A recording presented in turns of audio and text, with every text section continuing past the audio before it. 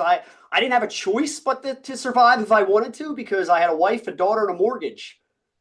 I had to pay it. So, that was my motivation right there when I started. I wanted to do it.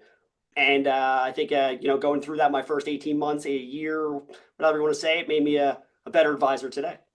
And I just want to put in perspective of like how difficult this career is. John Lee Real Estate, find you the best rate. All throughout Philly, like Schuylkill Expressway. Talking to people who out of the Hello, team. everyone. This is John Lee, your local real estate agent here in the Philadelphia and greater Philadelphia area.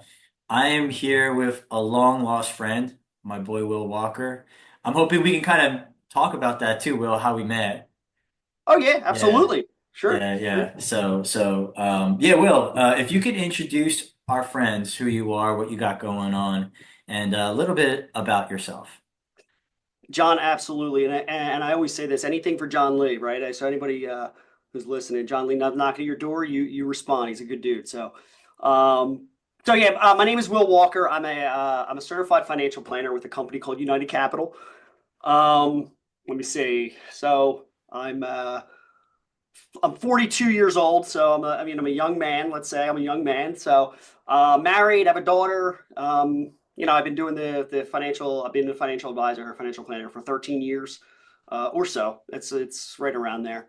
I don't know what else, John. What else you need there, John? If you want me to keep going, I'll keep going. I could talk all day. Yeah. So I think what uh, really attracted me to you as just a general human being and your story was one for our audience, just to put things in narrative, right? How we met, right? Yeah. I think that's a good place to start. And then also to kind of add on to that, what really drew me to you was like how you started in the deli and your upbringing and prior to that, and how you got from being a deli boy to being a Yep. financial Yep. advisor. Yeah, I got you. So John, and you know this, John. We go back to MetLife days. Independence Wealth Strategies is where we met, which was a financial planning firm that we both, stumbled into, I guess you would say. So for my story, I was look, I graduated. I like everybody else in today's world, John. I went to college. I graduated high school. I went to college and didn't know what I wanted to do in college. I went to Penn State. I graduated from Penn State with a degree in criminal justice, which again would tell you he's gone into law enforcement, right? Well, law enforcement, being an attorney, whatever that would be, wasn't for me. And as John, you just mentioned, I worked in a deli. I worked in this deli in Ben Salem, where I live and where I grew up for forever. I was 15 years old when I started.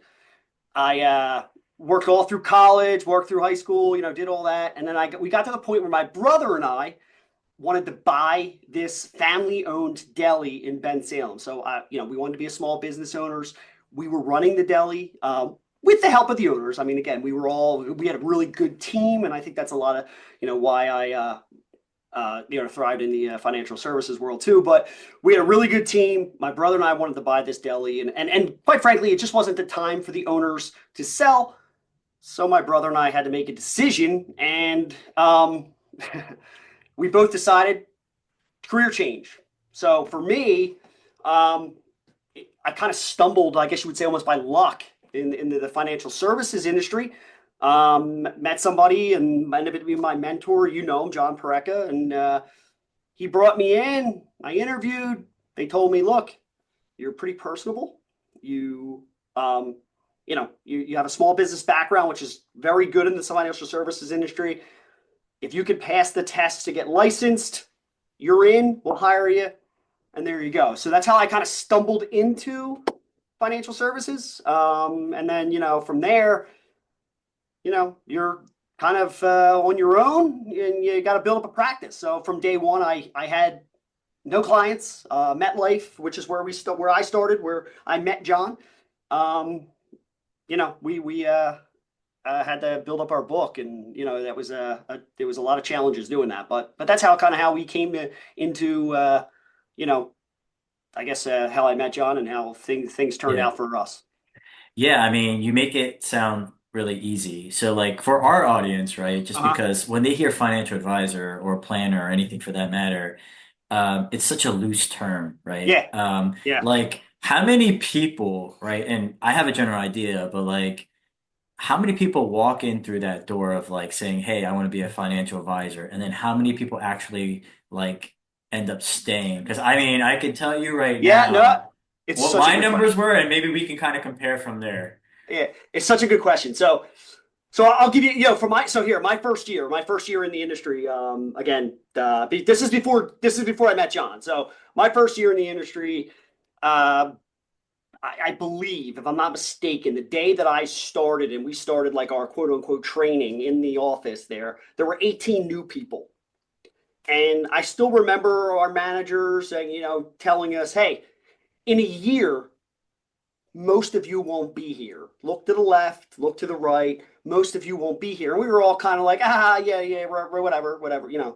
But I fast forward a year, which, by the way, it's not easy to do. Building a practice, having nothing, working basically for pennies because you got to run, Right, a lot of hours, all that. right, But the end of that year, there out of those 18, there were only three of us left. right. And again, if you go even 6 months later, there was just one. It was me. I was the only one out of that 18 that actually survived, quote unquote, survived being there after 18 months. So it's So, a tough industry to get into. It's a tough one to start. You're out there and you basically you get what you like they say you get what you kill. So whatever you can bring in as a client, that's yours. But outside of that, you got nothing. You get a stipend. John knows this. You get a stipend. What was it? 6 months. Mine was 6 months. That basically paid your bills for the most part. For me personally, again, John knows that Joe knows I didn't have a choice but to survive if I wanted to because I had a wife, a daughter, and a mortgage. I had to pay it. So, that was my motivation right there when I started. I wanted to do it. Um, and I think, going through that, my first 18 months, a year, whatever you want to say, it made me a better advisor today. yeah. And I just want to put in perspective of like how difficult this career is. And it's ironic, like even for someone like me, because like I actually left that industry 2 years, maybe 2 years too long. But after I left, I decided to become a real estate agent, which is probably just as it's It's probably just not as easy. I ironic. can tell you that's not an easy industry either, Yeah, right? yeah, yeah. But yeah, I mean, I can just give you like I can obviously that's a testament, right, to who you are and to your character as a person and how you were able to go through the test of time, so to speak. So, just walk us through that journey though, because obviously, you're it's a revolving door, right? A Oh lot yeah. of people are coming in, a lot of people coming out. Like, what made you stand out? In your opinion versus other people and tell us about like where you are today and how that has changed since when you started. Oh, that's actually that's a really really good question. You know the first thing, John. We talk about it. I just talk about the eight basic habits, right? So just again, John and I bonded over this. I think this is one of the things that probably I used to kind of, and I'll say this, I used to kind of coach John on when he worked there because I was told that these habits that we form as advisors from day one, if you could form them, and there was eight of them, that you would be in this industry. If you focused on that stuff, that's the stuff that will get you through the day. It'll get you in the right mindset. It'll get you into the right motivation to kind of keep pushing forward when you're like a boxer and you're getting those shots in your ribs and you're going down and you're getting hit and but again, focus on the habits, focus on the discipline of doing the habits, and that really can push you forward. That's the first thing. I mean, again, one of my mentors told me, do this and you'll be here in 5 years. If you master these, you'll be here in 5 years. I will tell you this, and John knows this. John, I still do them today, right? We still do them. You do them too. We know that. We do In a that. different way, but yes, I Yes, definitely do for but you sure. you form the habits to make you, Yeah, even for to make sure. you continue to be able to do things on a daily basis, right? For sure. I think it's that discipline. I think the other thing too, when I go back, is when I was working in the deli, it's hard work, right? It's you get up early, you're in there early in the day, you got to work, like you got to put the time in, which I had no problem doing. Um, you have to be able to work hard. My father, the owners of that deli, They were farmers, so I learned a lot from them. Like took what they could teach me. My Right. dad was he was another one that like he worked night work, he worked shift work. He was a blue collar guy. I think I took a lot of that worker's mentality and put it into the white collar world of financial services. And if you talk to anybody, any advisor, I think that has been in it a long time, they'll tell you it's work. I mean, it may seem cushy, but it's a lot of hours. John, you can attest to that. It's a lot of Yeah. hours to put in to build that practice till you can get, into a space where you don't have to work maybe as hard. I still work, I still put the hours in. I still have that farmer and blue collar mentality that I bring every day. So I think that's those habits, and then that work ethic. I think is what really kept me in the industry. Right. Steve Nash, one of my favorite point guards that I Yeah, know, he would say, if I knew anyone that worked harder than I did, then I would probably be out of a job. And that is a true testament to him, I would say, just yeah, because like if you look at Steve Nash, like he's a white guy, like a white, yes, like not really athletic. He I, has tons of skill. He has tons of right, skill as a right, basketball athlete. But obviously a two-time MVP. Like I honestly think of it in that aspect of like, if you're creating great habits, uh, you don't have to be the most skilled, no, salesperson or whatever you want to be, right? Like a yeah, practitioner, a yep, professional athlete. But if you create healthy habits, obviously that leads into success, just general success. And obviously with luck, there's success too, right? So there's yeah, obviously yeah. luck there There's luck, involved. right? There, you need a little Um, bit of that. You do need a little bit of that. You do need a little bit of a luck. little bit, but Yeah, but yeah, but yeah, but yeah, when you're creating these habits, it generates yeah. that luck too. Luck, So luck comes with luck. You find luck when you have the habits, it right? Yeah, exactly. I have. I actually have a quote on my um it's a poem here on my wall.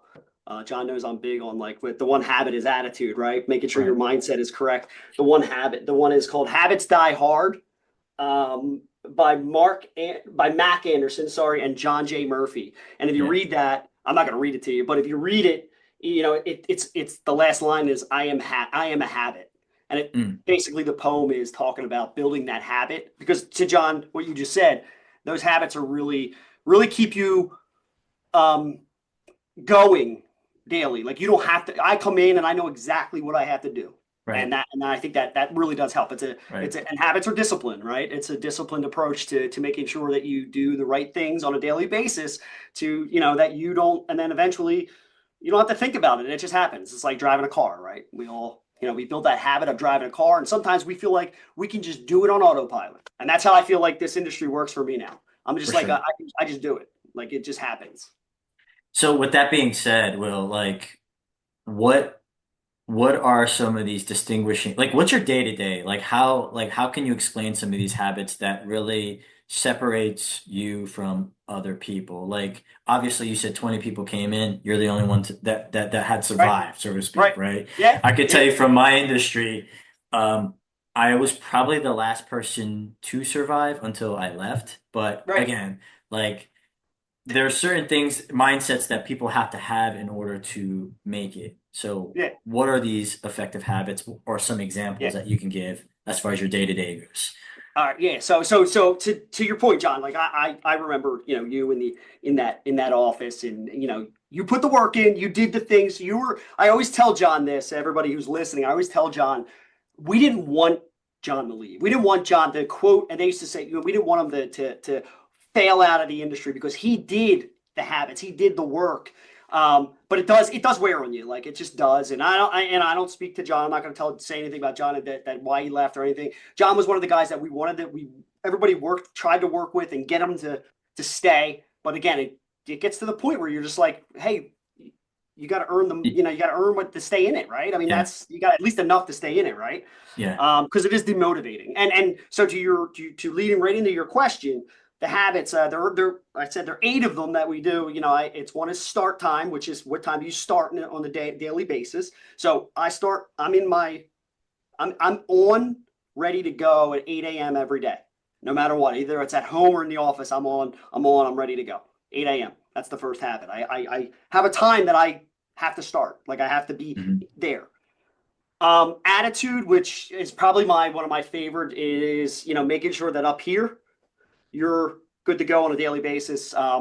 There's a things you can do to work your attitude, right? And that's the morning. So that's my mornings. And then, you come in and you have to, the other habits are you have to plan. So we have planning. You have to be able to market yourself. You're marketing. Activity, you got to have momentum. Activity builds your momentum. We call it used to be called, when we started, John knows, phone. Well, now it's more like, communication, I guess you would say. Like, you got to communicate with people, whether it's, through email or phone, or however you're doing the phone, through LinkedIn, whatever it is, right? We got texting now, Will. That's what texting, text, right? Got to be, we like we have to be very careful with how we text and what we text, but we were allowed to do it. We're allowed to do it. We also have something called drill, which is basically practice. Yes. Like, I practice my meetings. I go through every meeting, I go through a mental, how's the meeting going to go? I'm building a mental map. That way I'm not surprised of what's going to happen. Right. I mean, and so again, these are the habits that we kind of put in place to say, all right, well, look, let's, I do them every day, in some fashion in my calendar. And it works for me.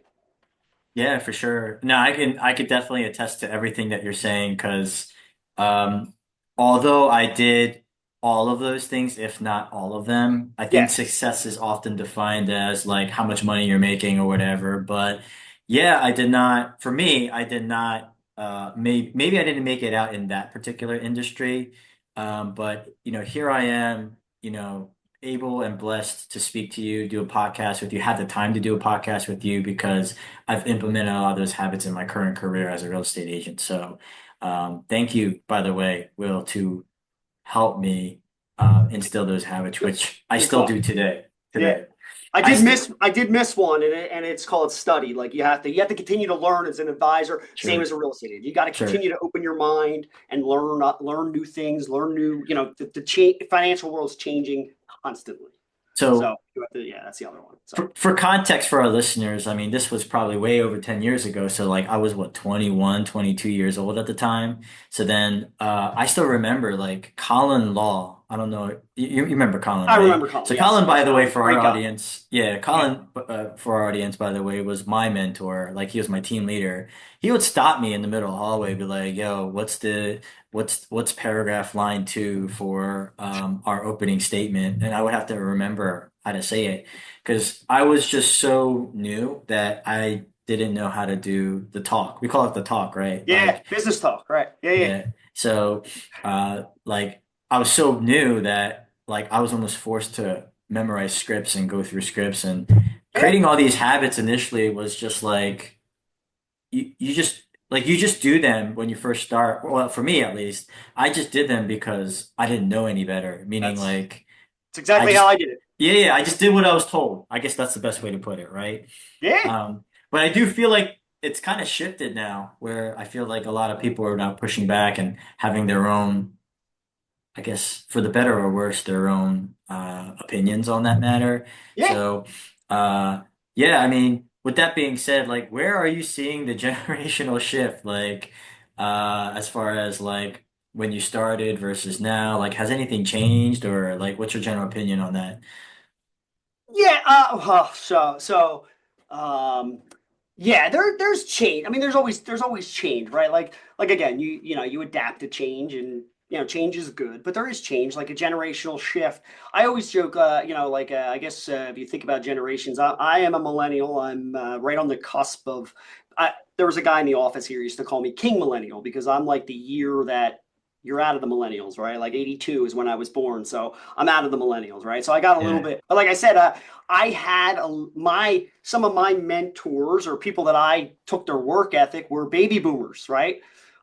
So again, when you look at a generational shift, I think what we're seeing is that, and being honest here, I think a lot of the work ethic has gone down.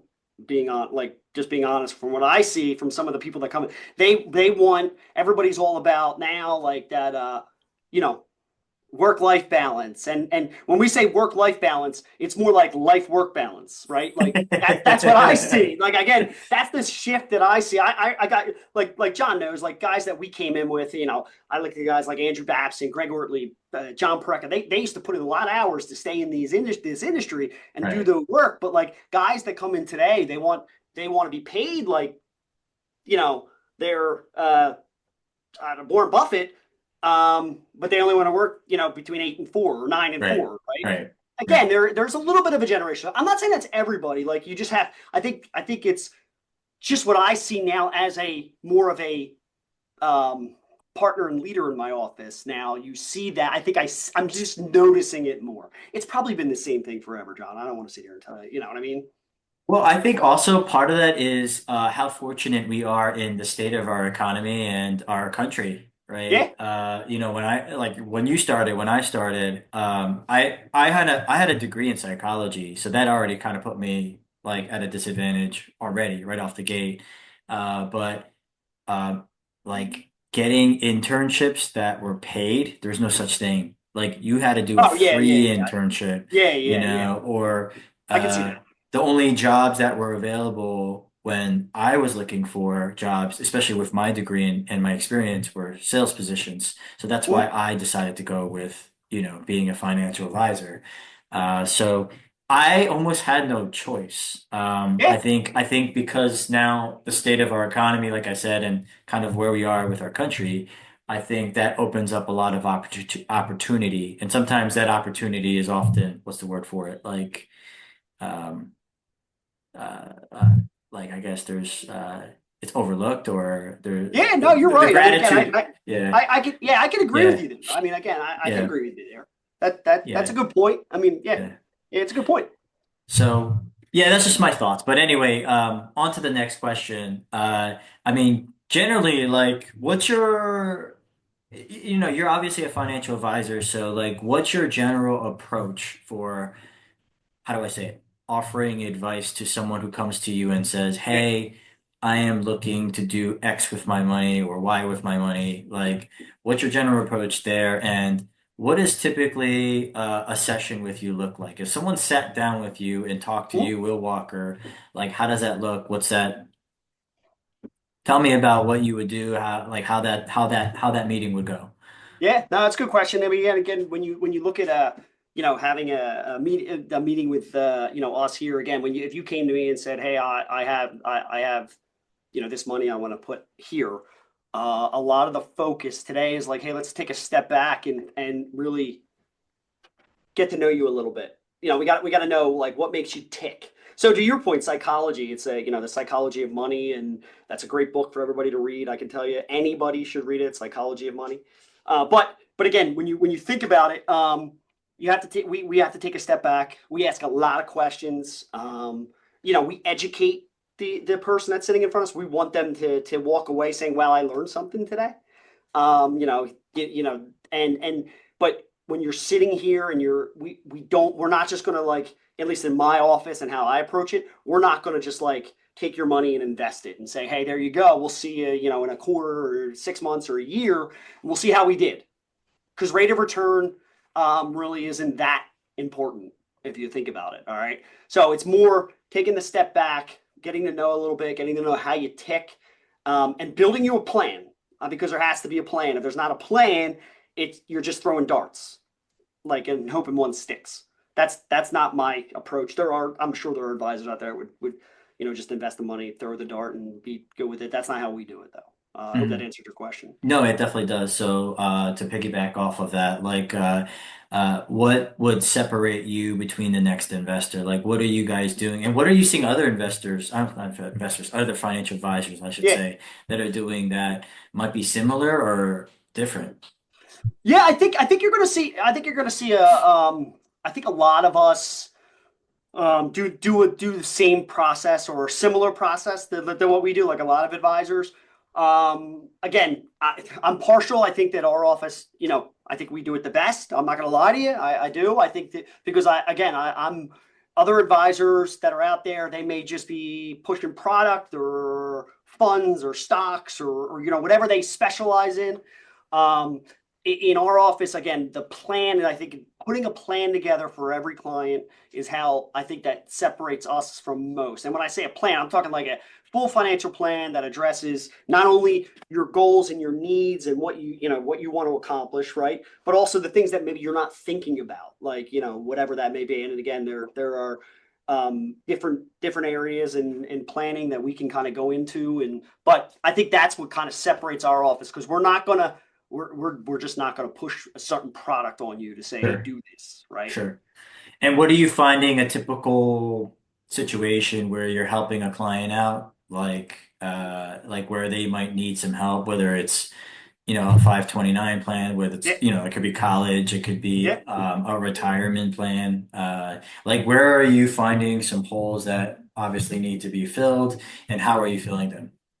yeah. Good, that's a good question. So I think the one thing that a lot of people kind of overlook when they do a financial plan is cash flow. Like, Hmm. you know what I mean? Like, I think that's one of the, it's honestly, it's the most important part of your plan. Whenever you look at you trying to accomplish your financial goals, um, uh, you know, it's cash flow. I mean, if you don't have cash flow, if you don't have money coming in that you can put towards your goals, then guess what? I think we got to start there and figure out what you're doing there that could help you get to retirement. A lot of people have employer plans, right?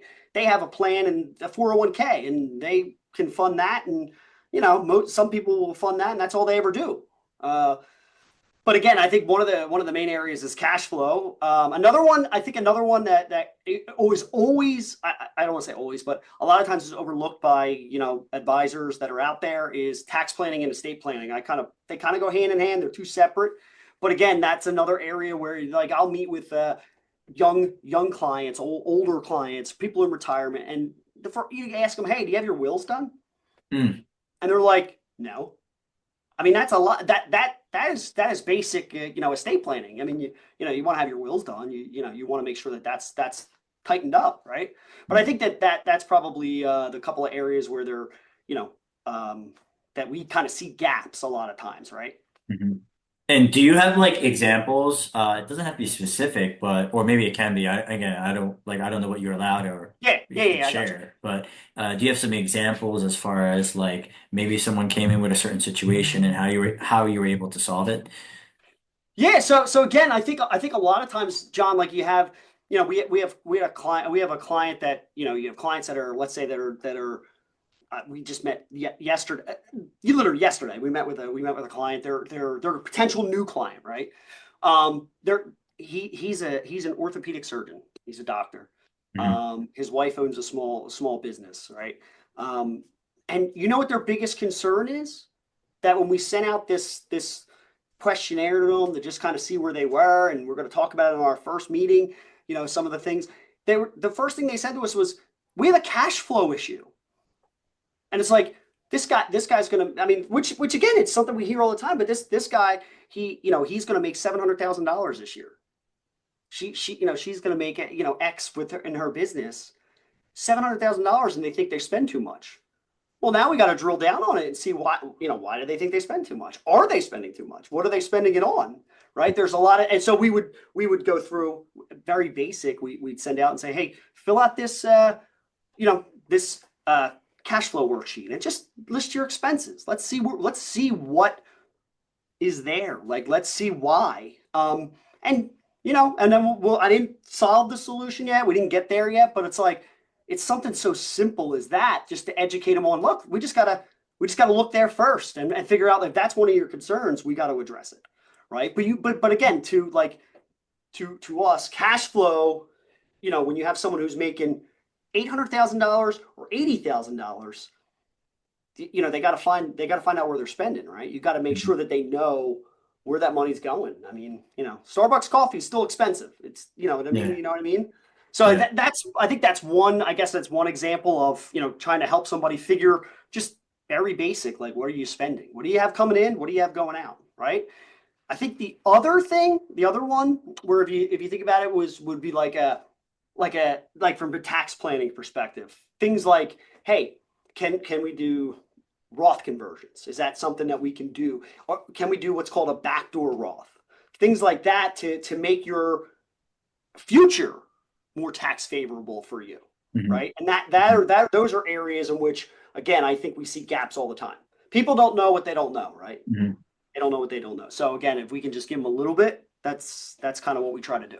Of course. Like it's so funny because I don't think people even realize like how much they're paying for their Netflix or like they're getting $20 to $30 to death, but you do that 10 times, obviously that's a huge expense in its entirety. It's John, you're Yeah. absolutely right. It's So, amazing when it's yeah. amazing. They don't like when you actually hold yourself, not us. I always tell clients, and I learned this from an advisor. We're not going to put you on like a financial diet that says you can't do this and you can't do that. But Right. just holding yourself accountable to where your money's going is like again, it could be huge for people. I mean, just doing it, getting them to do the exercise, I guess you would Right. say. Because I guess like what's the point of saving if you don't have anything to save, like as far as the cash flow, right? Yeah, So like if you're going to help a client free up some cash, that obviously can be allocated towards whatever, hypothetically right? saving. And Yeah, and right. to your point, they're like if you're saving is would be another very important thing. Just saving something, um, you know, getting some compound interest, getting some interest at all on your money is probably another thing that people don't realize, even if it's in a savings account. Like Hmm. again, it's the way that you save is going to that it's formulating a habit, John, of saving to make sure that you're growing your money. You're paying yourself first and everybody else second, Right, right? right. Also, one of the things you see, John, today is that when it comes back to cash flow, that all what flows into that is what kind of debt do you have, right? I mean, we see that a lot too. People have debt, student loans, mortgages, credit cards, personal loans. I mean, again, you have too much leverage against you with debt. That's not a good spot to be. Hmm. Hmm. So like what's your take on that? So I want to piggyback off of that. So like you have, in my opinion, you have people that are on the far like extreme, right? Like Dave Ramsey, who's very big on not leveraging any debt, right? You pay everything in cash. You don't ever use a credit card, right?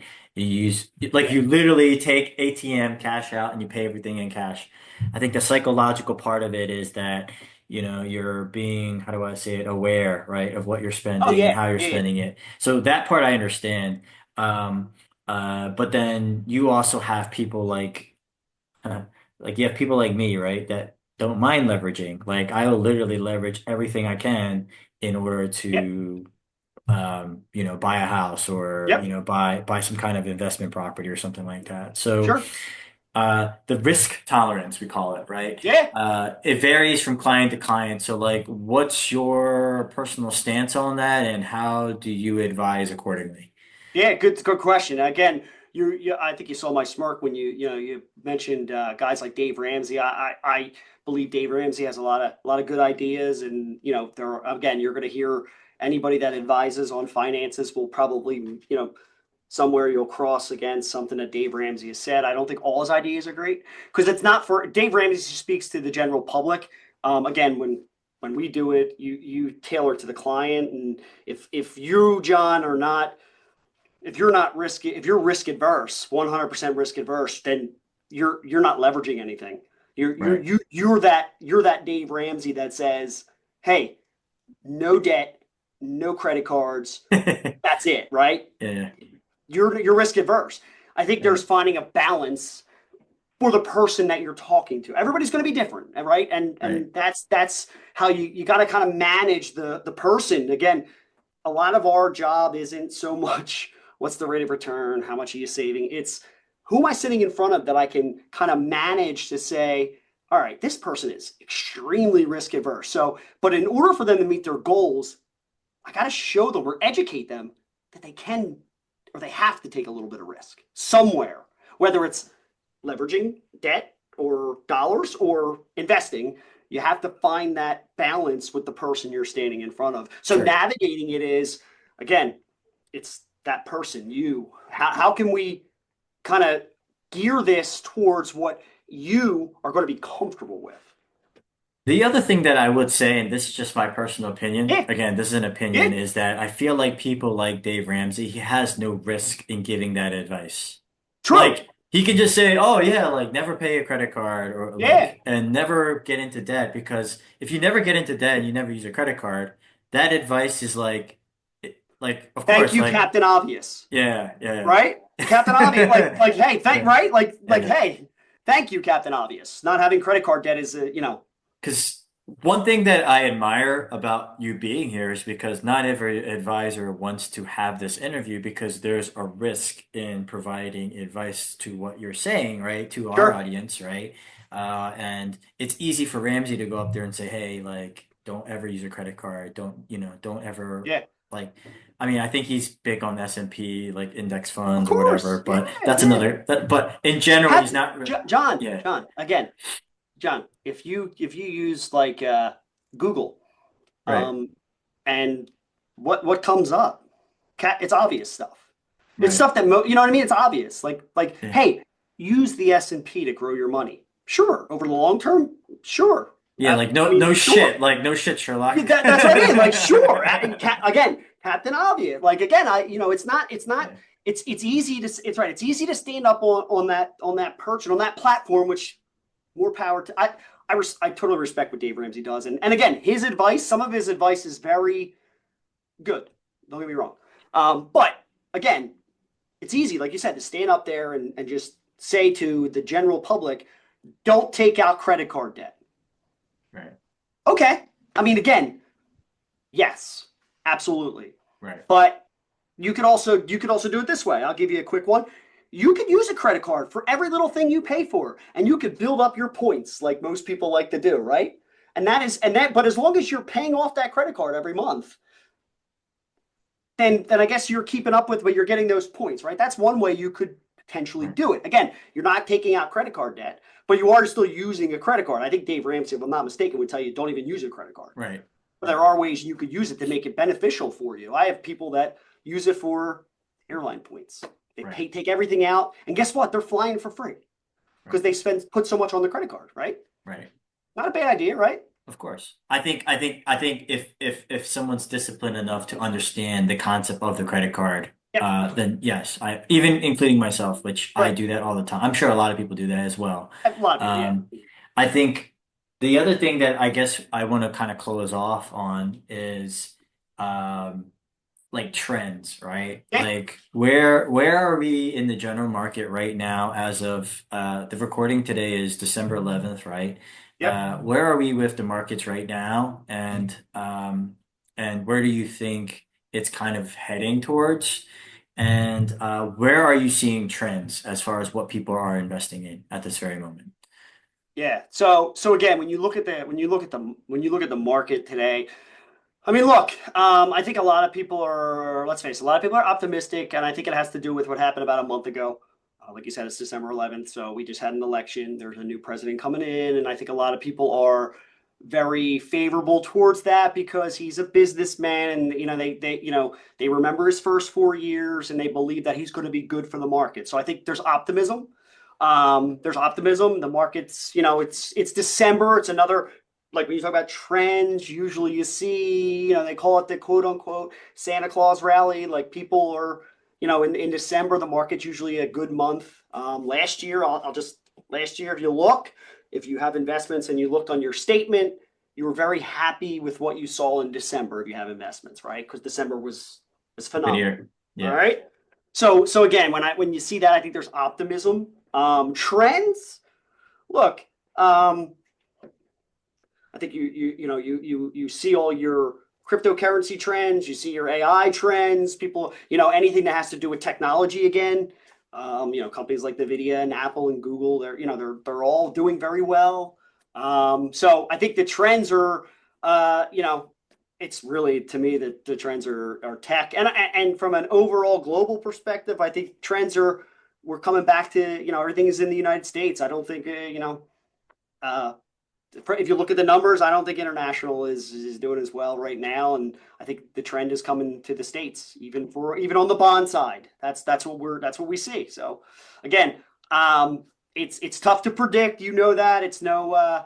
it's a crapshoot, but right now that would be what I would see as some of the trends that we're seeing. Yeah, that's awesome. Yeah, I mean, I just wanted to get like your pulse on the market Yeah, because I have friends that are in crypto. So yeah, obviously with Bitcoin yeah, yeah. I mean, again, hitting 100 grand, that was like a big milestone for a lot of people. yeah, And then I also know that the general markets have been doing fairly well as well. yeah. So we are in a good time. And I mean.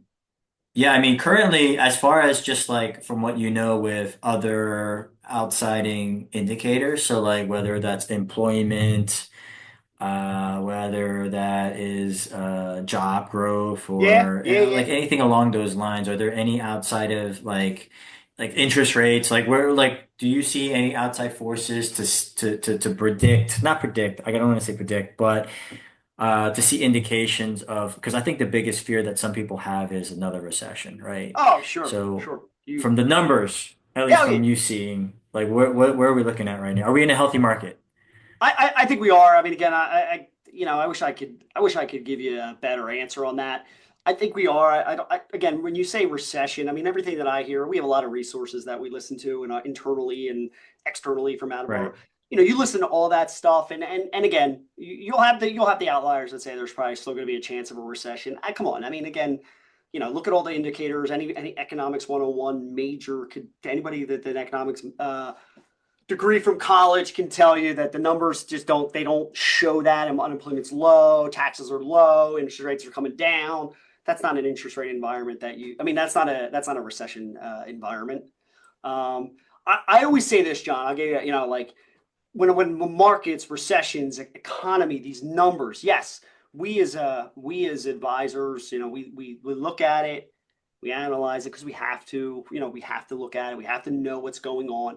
But in our office, we go like this. We're view neutral. We go, all right, it doesn't matter what they're saying.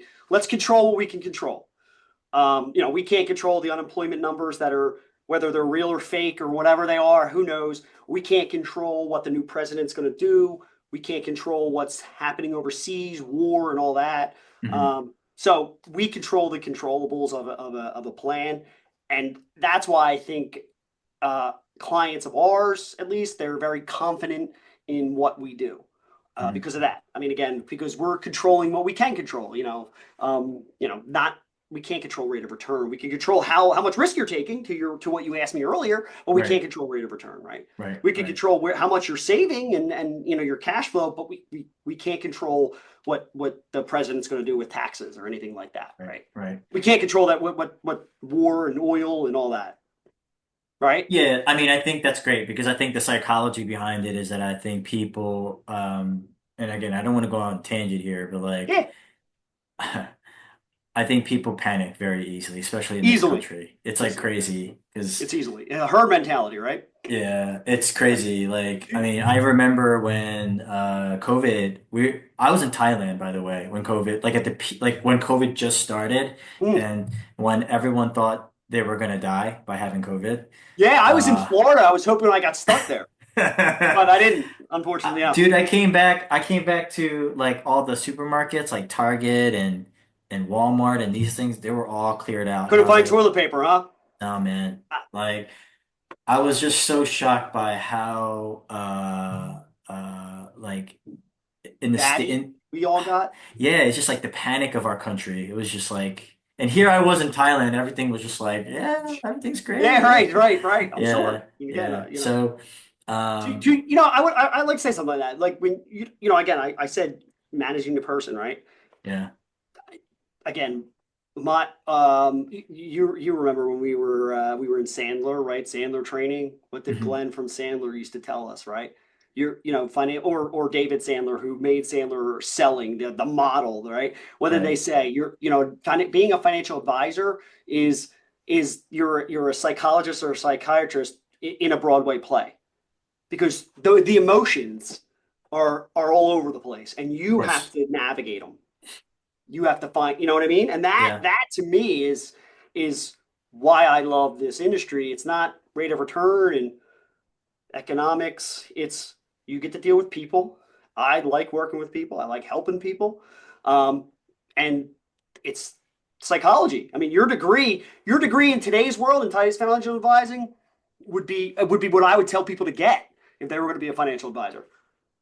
Oh man. I mean, again, it's I so think much about it. It's all so right. much about psychology today. I agree, but I also disagree in a sense because there needs to be sales skills developed with that Sure, psychology. yeah. Just because you're good at psychology and it doesn't mean that you're good at sales. Well, So that's I the think, Broadway play part of it. yeah, so you You do got to be have to able to be good. navigate the different emotions that Yeah, come that way. yeah, Again, it's a way for you to kind of, for sure. and then obviously you got to be able to, like I said, you got to be able to do your thing to make sure they become a client and things like that. So Right. Because at the end of the day, you can always provide value, which I think we both have done, right? And we both are yeah. continuing to do. But one thing that people have to also understand in our industry is that we do have to ask for business, which is probably Oh, without a doubt, which John. is probably the hardest part for some. Well, for me, it's the hardest part. I was just gonna Yeah, say, yeah, there's a sometimes you just got, you know what I mean? Sometimes it's a gut it up and just ask. you got to ask. Just You got to ask. ask. Just You got to ask. ask for business. You want to become a client. If not, okay. What's the worst they can say? Has a no ever killed anyone? And that's the key. I mean, like to your point. I mean, again, you gotta ask, John. Yes, You're sir. dead on. Dead Yes, sir. Yes, sir. on. Right? So, yeah, I mean, for our audience, I know you're not like heavily into all of the social media platforms, but the ones that you are on, where can our listeners follow you, listen, or reach out to you? What's the best way to contact So you? good question. On LinkedIn. LinkedIn. I mean, if Okay. Will Walker, United Capital Financial Advisors, you'd come up on LinkedIn. My contact information's on there. It's the one that I really use because, again, I still believe that LinkedIn is used for, business. And that's the one that I really would focus on. The others, yeah. I mean, again, I think, John, the one thing that I've learned over the years is most valuable tool, I guess, or asset, or whatever you want to say that we have is time. I don't spend a lot of time on social media. I use LinkedIn. I think LinkedIn for me in my industry, it's the easiest one to quote unquote regulate. I would rather today meet people like this if I had to, just a quick 15 minutes to introduce, than, trying to go through like Facebook or Instagram or Right. X or whatever. What's the new one? Blue Sky or something? I don't even know what I that don't is. use that, That's so what I mean. I don't even know. Like I just saw this. I'm like, there's another one. Like what's going on yeah, here? yeah. But again, like I'm not because I know that rabbit hole that is social media, you can get lost in it Oh if you spend yeah. too much time on it, and it's not somewhere that I spend a lot of time. So that's part of my habit. LinkedIn is the one where you can find me. Okay, cool. So I'll make sure I put in your information in the description below just for our listeners to follow or Appreciate it, even to John. reach out when needed. Yeah, But apart from that, Will, thank you. Thank you so much. of course. Yeah, anytime, John. Again, John. You're John Lee comes calling. You answer the call. That's what I always say. Yes, sir. Thanks, All Will. right, no problem. All right. John Lee Real Estate, find you the best rate. All throughout Philly like Schuylkill Expressway. Talking to people who out of the 215, even the 267, who always helping like, oh, no time for no student.